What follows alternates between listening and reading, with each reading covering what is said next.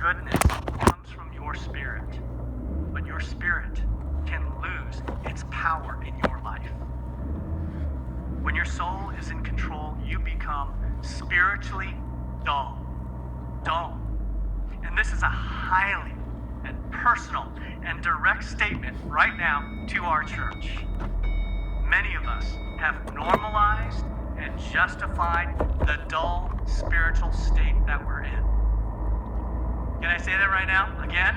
I want you to do it, Just focus on what I'm saying.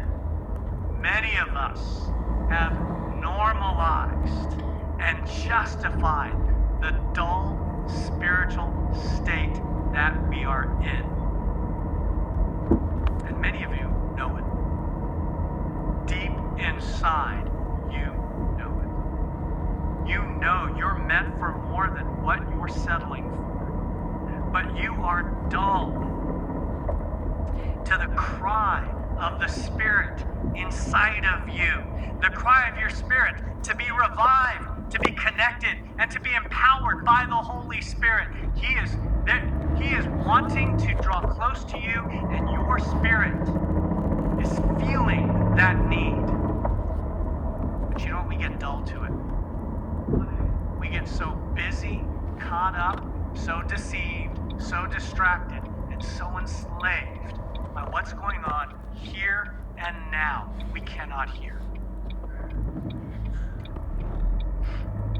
How do you know? Because you may be feeling guilty, stressed, unhappy, anxious, angry, frustrated, alone, sad, or dissatisfied. You feel it inside. You may see the problem in everybody else or in everything else. You walk around thinking, well, you're the problem. And the solution is I gotta avoid you. Some of you may be thinking, I'm so down on myself. So you're not thinking everyone else or everything is the problem. You're so down on yourself, you think you're just the problem for everything. Some of you may be feeling all of those things at once. It's everything, everywhere, all at once.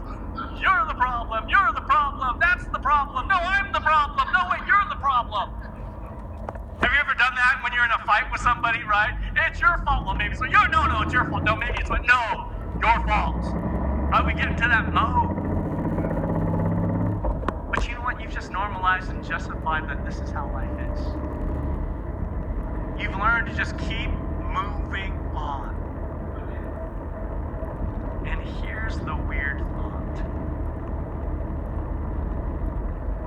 Even though you're not truly satisfied and you're feeling low, it does not mean you're lowly or contrite in spirit. Feeling low is not the same as having a lowly spirit. One of the big signs of dead dullness is your times getting grounded with God. Your walk may be inconsistent or non-existent, or you just get with God, but you do not feed your spirit. You're coming away hungry. And you know what? You've just learned to live with a malnourished spirit. You just learn to live that way. But whether or not you've learned to ignore that feeling, your spirit needs help. Your spirit needs help. Today may be the day that you can wake up to a fact that your spirit may have become so dead and dull that it needs to revive when? In 25. That you need a 25 revive experience. 25 revive is about learning and experiencing how God revives your spirit. And revival starts with understanding what it means to have a lowly spirit. We're going to talk about that today. You cannot experience revival, and you cannot experience the kingdom of heaven, it actually says in other scriptures, without having a contrite and lowly spirit. What does that mean, Dave? You're going to beat us up and tear us down until we feel feel like we're low enough? Surprise, I am. No, I'm not. I want you to understand, this church was formed on a conviction to see the Bible different. And here's one different view that I'd like for us to just master this year. If you can master this year, I promise you, your walk with God will be transformed. Here's the thought. Light can make you lowly. Sometimes we go, I gotta feel lowly by looking at the dark. Looking at the dark in me, looking at the dark in you, looking at the dark of everything, and oh, dark, dark, dark, I'll feel bad. No, actually, light brings out the lowliness. Light can. What does it mean to have a lowly spirit?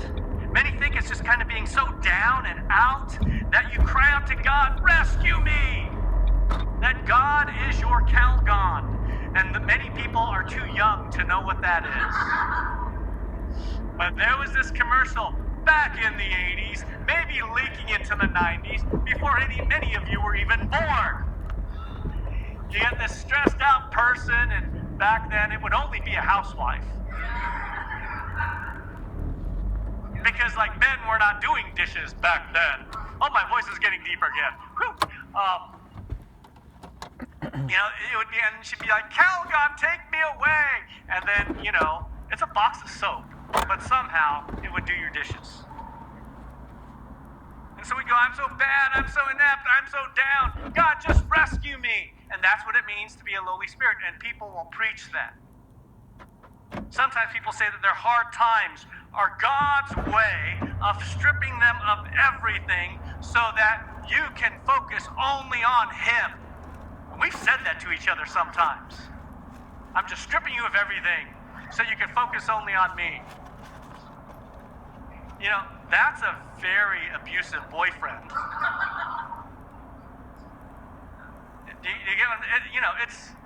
It's kind of dark, right? It's yes, I love you, God, because I'm forced to.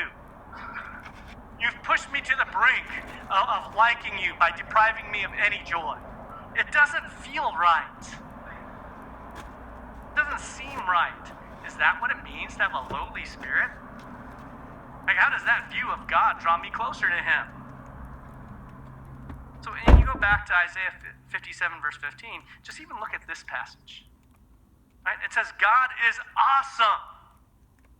And then it says He wants to revive the lowly in spirit. See, God, awesome. Your spirit, lowly. What's that connection? Did you know that connecting with the light of God is what truly connects you with where you're lacking, where you're low?